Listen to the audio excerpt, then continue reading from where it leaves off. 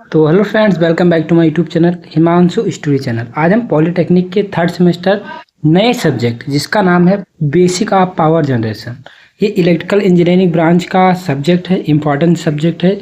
और इसके आज हम ये नया सब्जेक्ट है तो इसलिए हमें थोड़ा टाइम लग गया और हम इसके आज इम्पॉर्टेंट क्वेश्चन लेके आए हैं। देखिए, मैं आपको गारंटेड कह सकता हूँ, आपसे 100% वादा कर सकता हूँ कि जो मैंने क्वेश्चन बनाए हैं इसी में से आपका पेपर में आएगा। चलिए बिना देरी के यूनिट 1 हम स्टार्ट करते हैं। देखिए, यूनिट 1 आपकी यूनिट कितनी है? 5 यूनिट है, ठीक है। तो 5 यूनिट के हम अलग अलग क्वेश्चन देखेंगे। तो पहले आज हम यूनिट 1 देखेंगे और यूनिट 2 भी हम आपके हम 5 यूनिट इसी में वीडियो में कवर करने वाले हैं। तो चलिए स्टार्ट करते हैं। यूनिट 1 का पहला इंपॉर्टेंट क्वेश्चन है जो है पावर प्लांट क्या है, उसके वर्गीकरण कीजिए। देखिए, पावर प्लांट क्या है ये तो आपको पता है कि जहाँ पे हमारी इलेक्ट्रिसिटी उत्पादन होता है वहाँ उसे पावर प्लांट कहते हैं। इसके वर्गीकरण का क्या मतलब है? क्या हमें पूछ रहा है कि जैसे थर्मल पावर प्लांट हो गया, ठीक है, न्यूक्लियर पावर प्लांट हो गया और हाइड्रो पावर प्लांट होगा, इस टाइप की वर्गीकरण करना कि कितने पावर प्लांट है, उसके बारे में कुछ बेसिक चीज़ें आप समझाएंगे। क्योंकि ये 5 नंबर का क्वेश्चन रहेगा तो आपको कम से कम 3 पेज में तो लिखना ही पड़ेगा, ठीक है।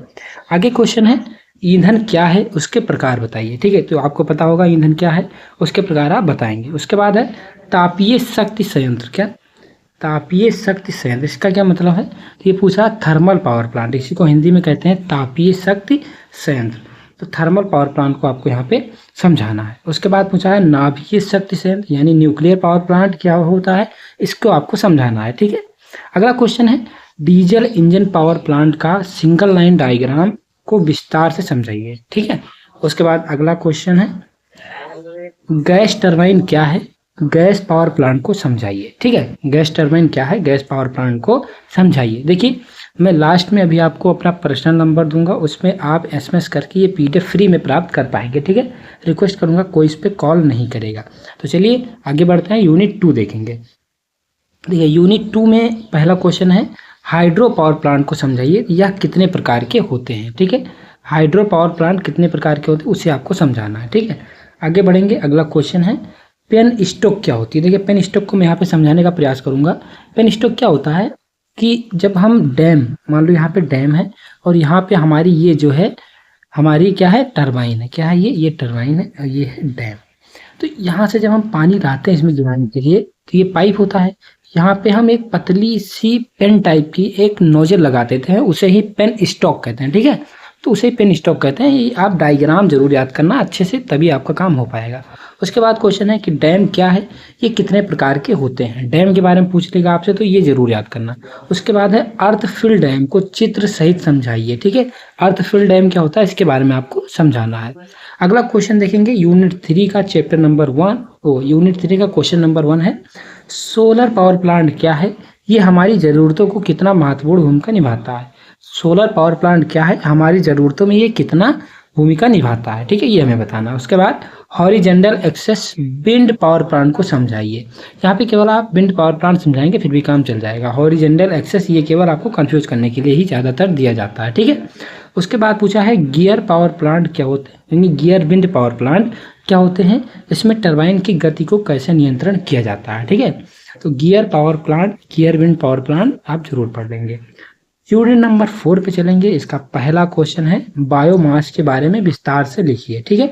बायोमास के बारे में आप विस्तार से लिखेंगे। उसके बाद है बायोमास से ऊर्जा प्राप्त करने की विधियाँ कौन कौन सी हैं, उन्हें विस्तार से समझाइए, ठीक है। तो उसे आप देख लेंगे। उसके बाद है गैसिफिकेशन और पायरोलिसिस क्या है, ठीक है, इसकी तुलना करके विस्तार से समझाइए, मतलब इसमें अंतर पूछेगा आपसे, ठीक है। उसके बाद है टाइडल एनर्जी क्या है, यानी ज्वारीय ऊर्जा क्या है, इसे कैसे प्राप्त किया जाता है। तो ज्वारीय आपको पता है समुद्र से होता है, तो वहीं से हम बिजली उत्पादन करते हैं। उसके बाद पूछा है जियोथर्मल एनर्जी के बारे में लिखिए तथा इसके स्रोत भी लिखिए। जियोथर्मल एनर्जी क्या होती है इसके बारे में आपको लिखना है। उसके बाद क्वेश्चन नंबर 6 है कि टाइप ऑफ टाइडल यानी ज्वारीय पावर प्लांट के प्रकार को समझाइए या क्लासिफिकेशन उसका कीजिए। इस तरह से क्वेश्चन पूछ सकता है, ठीक है। उसके बाद हम लास्ट यूनिट पे पहुंच चुके हैं, यूनिट नंबर 5 पे। तो इसके बारे में बात करेंगे। देखिए, पहला क्वेश्चन आपका पूछा है economics of power generation and interconnected power system को समझाइए, ठीक है, इसे आप समझाएंगे। उसके बाद है पावर फैक्टर क्या है, पावर फैक्टर के प्रकार लिखिए, टाइप ऑफ पावर फैक्टर आपको लिखना है। उसके बाद पूछ रहा कोल्ड रिजर्व और हॉट रिजर्व पावर प्लांट को विस्तार से तथा इसमें क्या अंतर होता है उसे लिखिए। अब यहाँ पे कोल्ड रिजर्व और हॉट रिजर्व आपको समझाने का प्रयास करता हूँ। देखिए, कोल्ड रिजर्व वो पावर प्लांट होते हैं जो हम जब ज़रूरत पड़ी, क्या जब उनकी ज़रूरत हुई तब हम चला के उसके ज़रूरत पूरी कर लिए।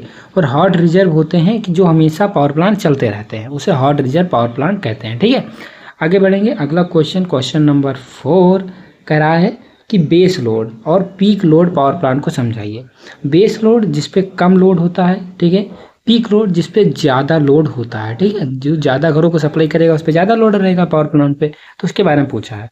अगला क्वेश्चन है नवीकरणीय और अनवीकरणीय ऊर्जा को लिखिए। और इससे आगे क्वेश्चन पूछ सकते हैं इसके स्रोत समझाइए। क्या इसके स्रोत भी लिखिए, तो ये आप ध्यान रखेंगे।